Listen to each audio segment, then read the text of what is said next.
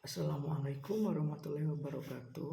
Di sini saya akan menjawab tugas 3 dasar-dasar penyuluhan. Perkenalkan, saya Muhammad Nurul Ihsan. NIM saya 0553570004. Saya dari Fakultas Sains dan Teknologi. Saya dari Prodi Agribisnis Minat Penyuluhan Peternakan. Soal yang pertama, jelaskan perbedaan antara proses adopsi dan proses difungsi inovasi pertanian. Berikan contoh masing-masing. Jawabannya, proses adopsi inovasi pertanian adalah proses penerimaan sesuatu yang baru atau inovasi yang ditawarkan dan diupayakan oleh pihak penyuluh. Sedangkan difungsi inovasi pertanian adalah proses penyebaran inovasi di antara petani sehingga jumlah mereka yang mengadopsi inovasi tersebut menjadi besar. Dengan kata lain, perbedaan antara adopsi dan difungsi adalah adopsi lebih kepada penerima informasi yang ditawarkan, sedangkan difungsi lebih kepada penyebaran atau pemerkaitan inovasi tersebut. Soal nomor 2, seorang penyuluh diharapkan dapat membantu untuk mempercepat proses difungsi inovasi.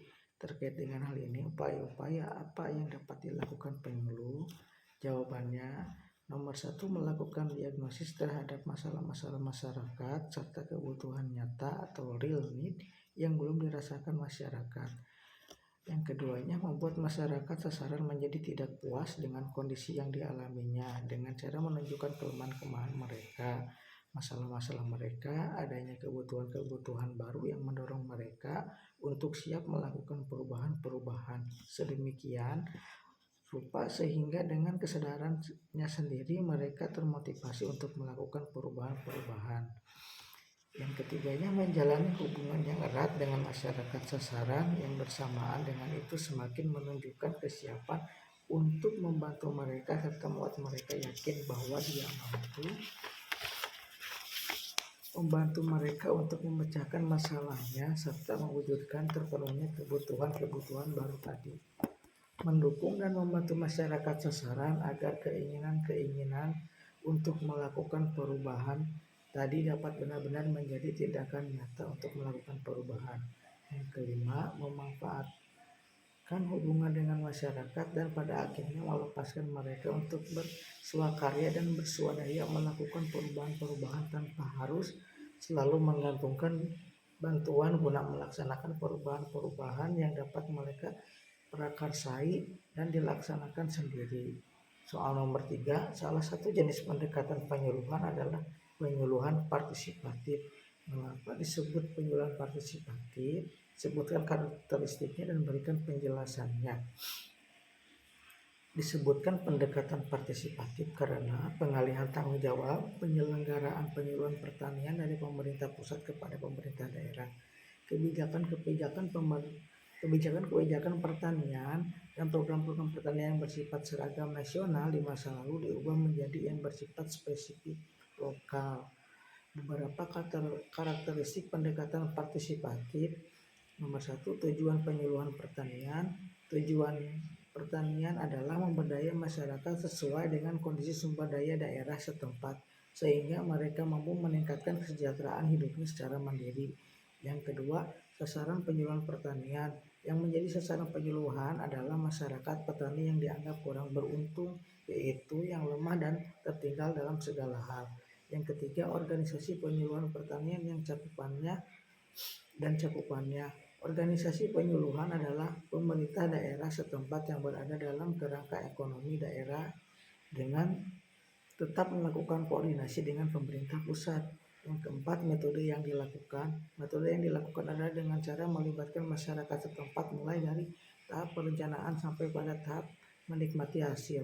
Untuk itu perlu diupayakan adanya suatu pendekatan yang bersifat bottom up sehingga dapat menumbuhkan partisipasi masyarakat. Yang kelima, peran penyuluh dalam upaya menumbuhkan partisipasi masyarakat, maka peran penyuluh di sini adalah sebagai pendamping atau mitra yang mempunyai kedudukan sejajar dengan masyarakat.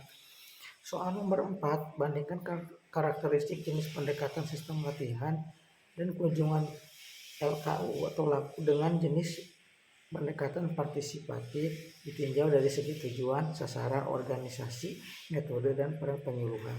Jawabannya, nomor 1 ditinjau dari tujuan. Pendekatan kunjungan laku bertujuan untuk peningkatan produksi dan pendapatan petani secara individu, sedangkan pendekatan partisipatif bertujuan untuk memberdayakan masyarakat setempat.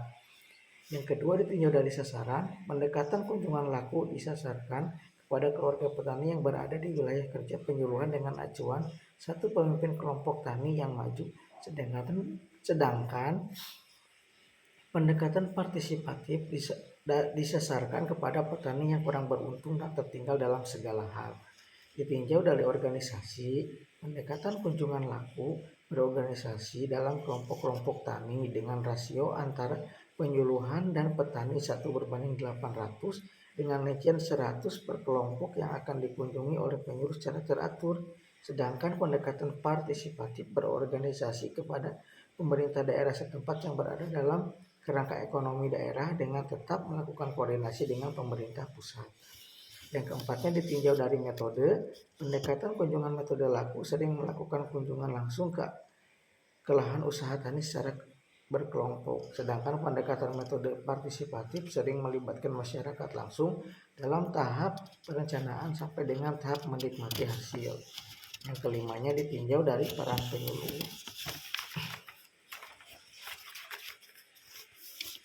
Pendekatan kunjungan laku jika dilihat dari peran penyuluh lebih bersifat seperti guru atau pembimbing dalam sebuah usaha tani. Sedangkan metode partisipatif jika dilihat dari segi penyuluhan lebih bersifat kepada pendamping atau mitra yang mempunyai kedudukan sejajar dengan para petani. Sekian jawaban dari saya. Wassalamualaikum warahmatullahi wabarakatuh.